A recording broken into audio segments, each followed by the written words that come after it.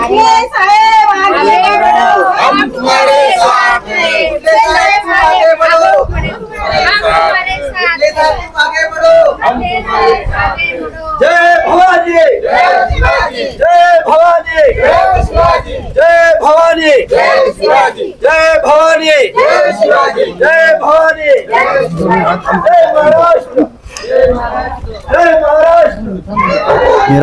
मी doctor Arvind बुटले, ward क्रमांक 4चा शिवसेनेतर्फे अधिकृत उमेदवार म्हणून बेसा पिपळा नगरपंचायत निवडणूक लढवित आहे। बरं, काय सांगणार बुटले सर, कोणकोणत्या प्रमुख समस्या आपल्याला आपल्या वार्डमध्ये दिसतात, काय सांगणार? सगळ्यात महत्वाची म्हणजे इथे जो समस्या आहे, तुम्ही जिथे समस्या आहे तिथेच आज मला उभं केलं। सगळ्यात महत्वाचं म्हणजे तुम्हाला बाजूला दिसतंय हा नाला, हा ओपन नाला कशा पद्धतीने झाकलं त्याचं पुनर्वसन केलं जाईल हे माझ्या बेसिक अजेंडामध्ये आहे। सोबतच जे गटर लाईनची मेन समस्या आहे, गटर लाईन सोबत जे रोड आहे, रोड प्रॉपर झालेले नाही आहे।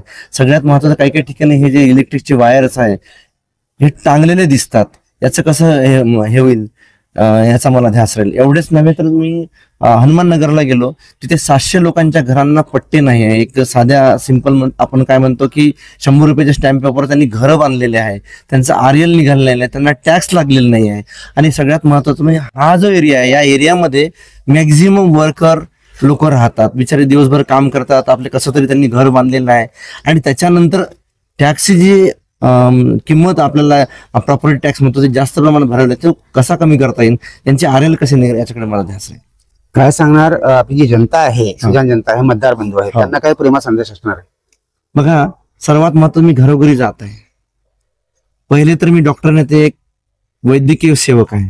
वैद्यकीय सेवा करता करता मी वेगवेगळ्या फाउंडेशन मध्ये काम केलं। माझं एक अथर्व फाउंडेशन आहे, 7 फाउंडेशन आहे, आणि सोबतच लॉयन आहे। मी सगळ्यात महत्वाचं म्हणजे लॉ इंटरनॅशनल असोसिएशन जगभरामध्ये पसरली आहे, आणि तिथूनच मला सेवेचं व्रत मिळालं। Where there is need there is lion हा नारा आहे।